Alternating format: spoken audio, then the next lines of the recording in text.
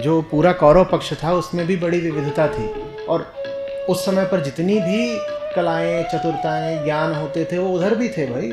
एक शय थी जो इधर थी उधर नहीं थी। क्या? उन्हें कृष्ण से कोई लेना देना नहीं। कृष्ण आज भी हैं, गीता तो है, गीता के प्रति जिज्ञासा होनी चाहिए। वहाँ सारा खेल समझने का है, वहाँ कर्मकांड के लिए कोई स्थान नहीं है। वहाँ पर ग्रंथ से उलझना पड़ता है, एक एक शब्द को भेदना पड़ता है, बात के मूल में जाना पड़ता है। अगर आप ये सब कुछ कर रहे हैं तो आप कृष्ण के साथ हैं। खेल के बारे में एक किस्सा सुनना है। तो ये 7वीं 8वीं की बात होगी। तो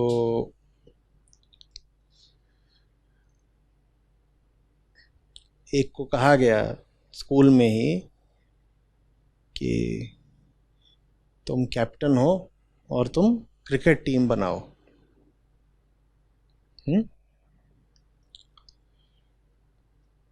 वो बॉलर था। तो स्कूल में कुछ बहुत अच्छे गेंदबाज थे, उसने उनको टीम में ही नहीं लिया।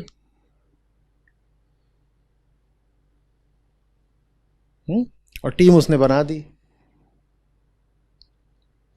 अब लोगों ने पूछा कि वो जो 2 जने हैं जो स्कूल के सबसे बढ़िया गेंदबाज हैं, तुमने क्रिकेट की टीम बनाई है और तुम ही कप्तान हो, तुम कैसे कप्तान हो कि जो 2 सबसे अच्छे गेंदबाज हैं उनको तुम टीम में नहीं ले रहे? तो क्या बोलता है? वो बोलता है, अरे मैं कप्तान तो हूं, पर कप्तान होने के लिए पहले टीम में खिलाड़ी की तरह भी तो मौजूद होना होता है ना। वो दोनों अगर टीम में आ गए तो मैं टीम से बाहर हो जाऊंगा, फिर काहे की कप्तानी? क्योंकि टीम में गेंदबाज अधिक से अधिक 4 ही हो सकते हैं, बहुत हुआ तो 5। अगर बहुत अच्छे गेंदबाज ले लिए तो कप्तान साहब की ही टीम में जरूरत नहीं बचेगी। तो हम जानबूझ करके अपूर्णताएं चुनते हैं। इन्होंने जानबूझ करके क्या करा था? इन्होंने जानबूझ करके जो दूसरे दर्जे के गेंदबाज थे वो चुने थे। किस लिए? ताकि इनकी जो कमियां हैं वो बची रह सकें। या ऐसा भी तो कर सकते थे कि जो 2 सबसे बढ़िया गेंदबाज हैं उनको चुनूंगा और उनसे सीखूंगा, उनसे प्रतिस्पर्धा करूंगा और मैं भी उन्हीं के स्तर पर आकर दिखाऊंगा। पर ये बदलना नहीं चाहते थे, खुद नहीं बेहतर होना चाहते थे। ये खुद घटिया दर्जे के बने रह सकें, इसके लिए इन्होंने चयन ही दुनिया में घटिया लोगों का कर लिया। घटिया लोग कौन से? जो घटिया गेंदबाज है, जो सर्वश्रेष्ठ है उसका चयन ही नहीं किया। क्योंकि सर्वश्रेष्ठ का तुम चयन कर लोगे और तुम खुद हो बिल्कुल औसत, तो जोड़ी चलेगी नहीं ना। अगर तुमने सर्वश्रेष्ठ को चुन लिया तो तुम खतरे में पड़ जाते हो, तुम्हें खुद भी बेहतर होना पड़ता है। तो हम क्या करते हैं? हम संसार में चुनते ही ऐसे ही जो 2म दर्जे की चलती फिरती सस्ती चीजें होती हैं उनको हम चुन लेते हैं। वो हमें सुविधा देती हैं कि हम नहीं टीम से निकाल दिए जाएंगे। कुछ बहुत अच्छा अगर चुन लिया तो जो तुमने चीज चुनी है वो तो बढ़िया रहेगी, तुम नहीं बचोगे। और दुनिया में हर अच्छे चयन के साथ यही खतरा है। अभी तुम्हारे ऊपर है कि तुम खुद को बचाना चाहते हो या कुछ बहुत अच्छा जीवन में चुन लेना चाहते हो। जीवन में जो कुछ भी उत्कृष्ट होगा वो तुम्हें बदल के रहेगा। तुम ये नहीं कह सकते कि मैं जीवन में उत्कृष्टता लेकर के आऊंगा और खुद निकृष्ट बना रह जाऊंगा ना, फिर जोड़ी संगत बनेगी नहीं। समझ में आ रही है बात?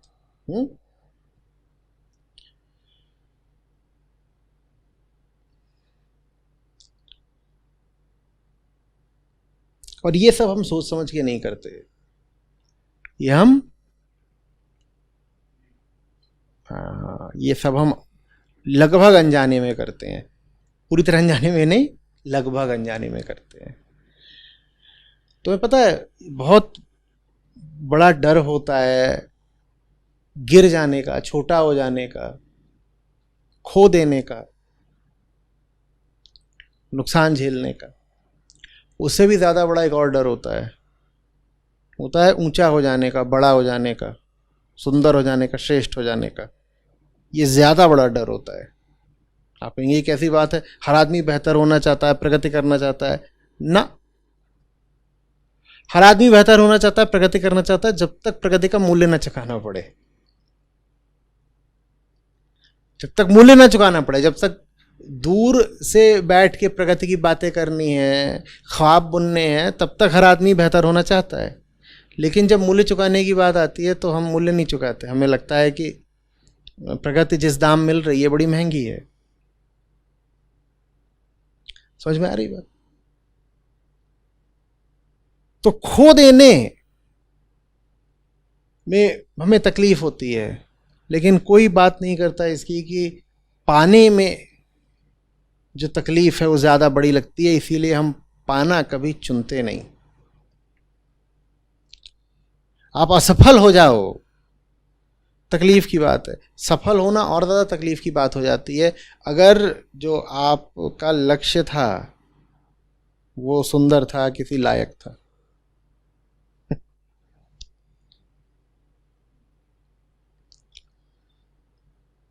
समझ रहे हो? अपूर्णता का हम इसलिए बार बार चयन करते हैं जानबूझ करके। नाम दे देते हैं मजबूरी। नहीं, मजबूरी नहीं है, अपने ही खिलाफ षड्यंत्र है। मत करो। किसको बुद्धू बना रहे हो?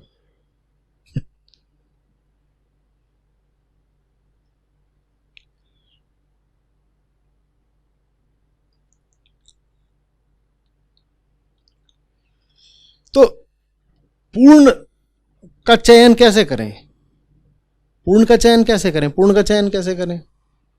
बाहर पूर्ण कहां है क्या? बाहर तो जो कुछ है वो सब अपूर्ण ही अपूर्ण है। तो पूर्ण का चयन कैसे करें? तुम अपूर्ण का चयन मत करो, बस तुम चयन करो ही मत।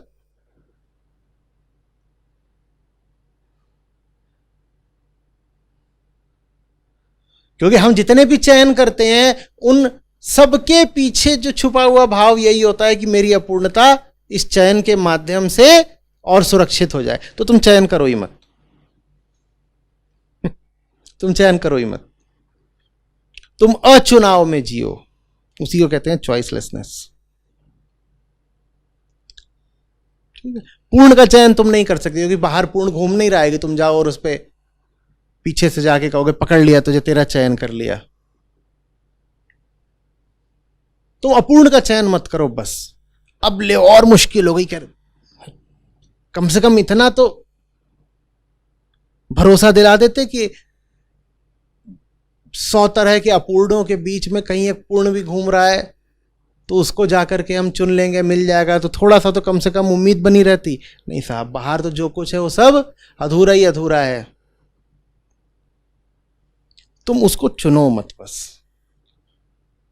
समझ रहे हो? देखो ये शब्द सूक्ष्म है, इन पे बहुत गौर से ध्यान देना होगा।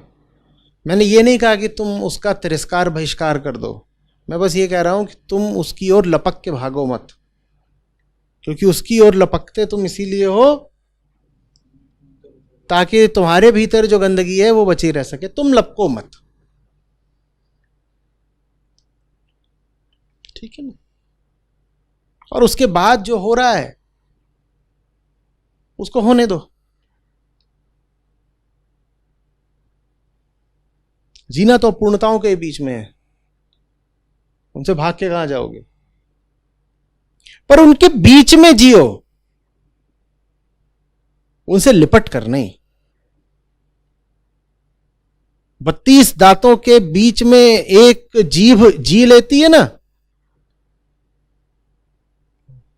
मजे में जी लेती है कि नहीं? दांत कैसे? धारदार। जीभ कैसी? कैसी? मुलायम।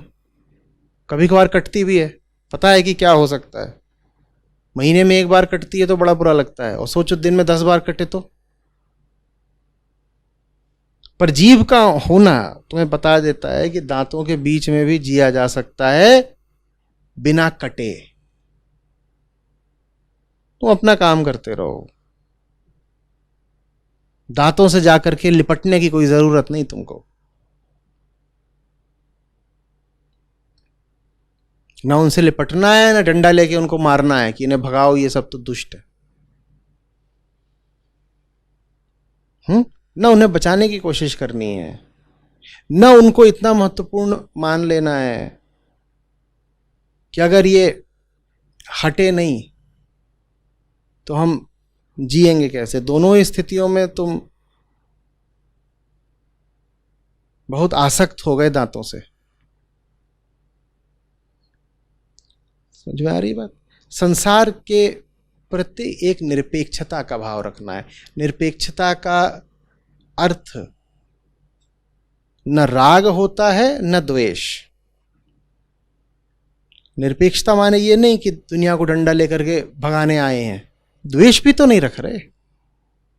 राग नहीं है तो द्वेष भी नहीं है।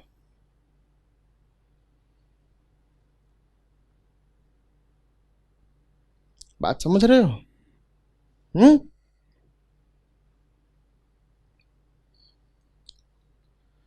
हमें ये दोनों अतियां सुविधा की देती हैं। जब तक प्यार था तो ऐसा था कि दिन रात लिपटे हुए थे, जब द्वेष हुआ तो गाली गलौज हो रही है, मुकदमेबाजी हो रही है, लात घूसे थप्पड़ चल रहे हैं। नहीं, दोनों में से कोई अति नहीं चाहिए, न राग न द्वेष।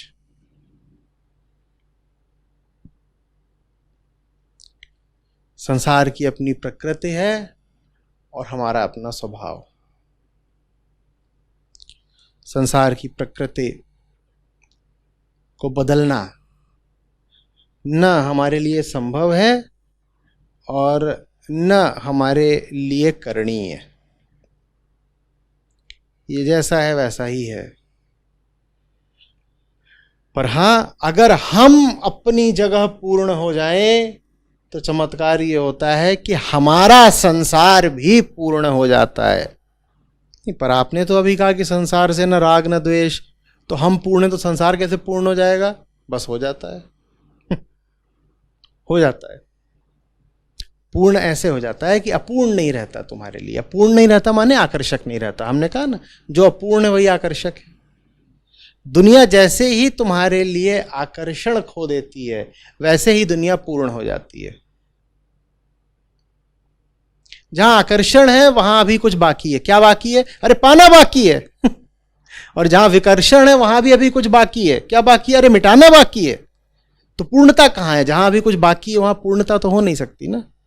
जहां न आकर्षण है न विकर्षण है वहां आप कुछ बाकी नहीं है। कुछ बाकी नहीं है तो सब कुछ क्या हो गया? पूर्ण हो गया। तुम पूर्ण हुए, सब पूर्ण हो गया। तो इसका क्या अर्थ है? उसके बाद तुम दुनिया से संबंधित कोई काम ही नहीं करते? बिल्कुल करते हैं साहब। दांत और जबान जब अपनी अपनी जगह अपना अपना काम करते हैं तो सुंदर शब्द उद्भूत होता है।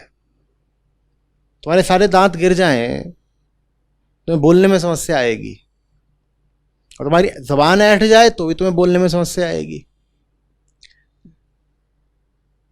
दांत और जीभ मिल करके बड़ा सुंदर काम करते हैं, लेकिन मिल करके वो ऐसे नहीं काम करते कि मिलना माने दांत और जीभ का गले मिलना।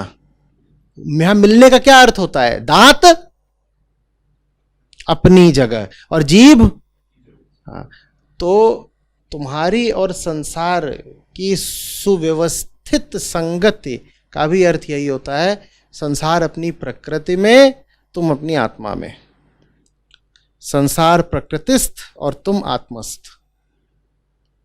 अब बढ़िया संगत बैठेगी, अब मजा आएगा।